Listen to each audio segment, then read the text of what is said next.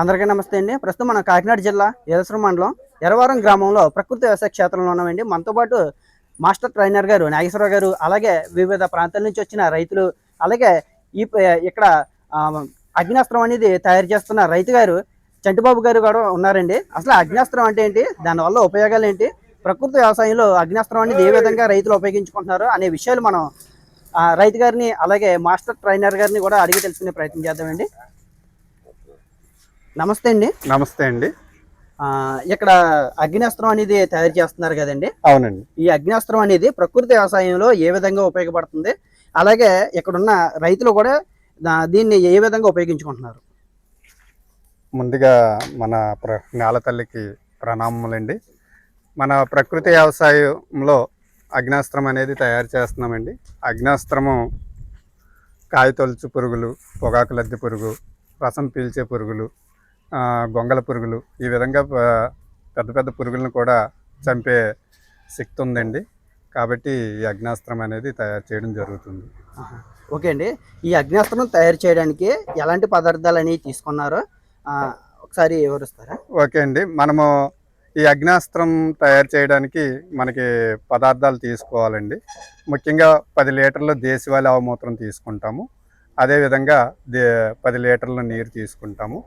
1 KG పొగాకు తీసుకుంటాము. KG పొగాకు తీసుకుంటామండి. కేజీ పచ్చిమిర్చి, 1/2 కేజీ వెల్లుల్లిపాయల ముద్ద, అదేవిధంగా 5 కేజీలు వేపాకులు తీసుకుంటామండి. ఓకే అండి. తర్వాత మీరు అవన్నీ కూడా ఏం చేస్తారండి? ముందుగా ఒక 200 లీటర్లు గుండికి తీసుకొని పొయ్యి ఒకటి పెట్టి మంట పెడతామండి. అందులో ఒక 10 లీటర్లు ముందుగానే నీరు పోసి మరిగిస్తూ ఉంటామండి. ఓకే అండి. ఈ ప్రక్రియలో భాగంగా పొగాకు వేస్తామండి, పచ్చిమిర్చి వేస్తాము, వెల్లుల్లి వేస్తాము, వేపాకులు వేస్తామండి. వేసిన తర్వాత ఒక 5 పొంగులు వచ్చే వరకు మరగనిస్తామండి. మరగనిచ్చి ఒక 48 గంటల తర్వాత చల్లారి ఉంటుంది కాబట్టి అందులో దేశవాళీ ఆవుమూత్రం 10 లీటర్లు కలుపుతామండి. ఈ కలిపిన తర్వాత మనం ఈ ప్రకృతి వ్యవసాయ విధానంలో ఏం చేస్తామంటే, ఈ కాయగూరల పంటలు ఉంటాయి, అదేవిధంగా వరి ఉంటుంది.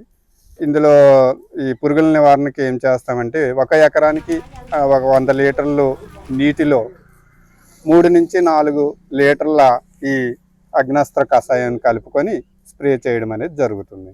1 ఎకరానికి ఎంత అండి, ఎంత పడుతుంది? 1 ఎకరానికి 3 నుంచి 4 లీటర్లు కలుపుకుంటామండి కషాయాన్ని కలుపుకుంటాం 100 లీటర్లలో.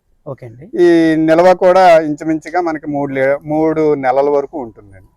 ఓకే అండి. 1 ఎకరానికి వచ్చి ఎంత ఖర్చు అవుతుందండి దీనికి? మనకి సుమారుగా ఒక 400 రూపాయల వరకు ఖర్చు అవుతుందండి. 400 అండి? అవునండి.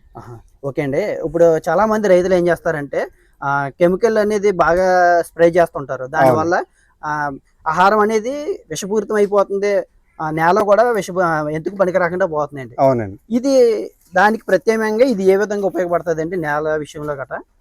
నేల విషయంలో కాదండి, ఇది పంటని మీద ఉన్న లద్దె పురుగులు ఏవైతే ఉన్నాయో అవన్నిటి నివారణకి బాగా పనిచేస్తుందండి. బాగా పనిచేస్తుందండి. ఏదైనా సరే, ఎటువంటి రసం పీల్చి పురుగు అయినా, లేదంటే కాండం తొలుచు పురుగులైనా, కాయ తొలుచు పురుగులు, ప్రతిదానికి కూడా నివారణగా ఉపయోగపడుతుందండి. ఈ రసాయన పురుగు మందులు ఈ చాలా రేట్ ఎక్కువండి. అవునండి. 1 ఎకరం మీద ఖర్చు పెట్టడానికి ఇంచుమించుగా 2000, 3000 కూడా అయిపోతుంది. అవునండి. ఇది మనకి సింపుల్గా ఒక 400 రూపాయల లోపే ఖర్చు అవుతుందండి. ఈ స్ప్రే చేసేటప్పుడు కూడా ఎటువంటి హానికరం ఉండదండి మనకి శరీరం.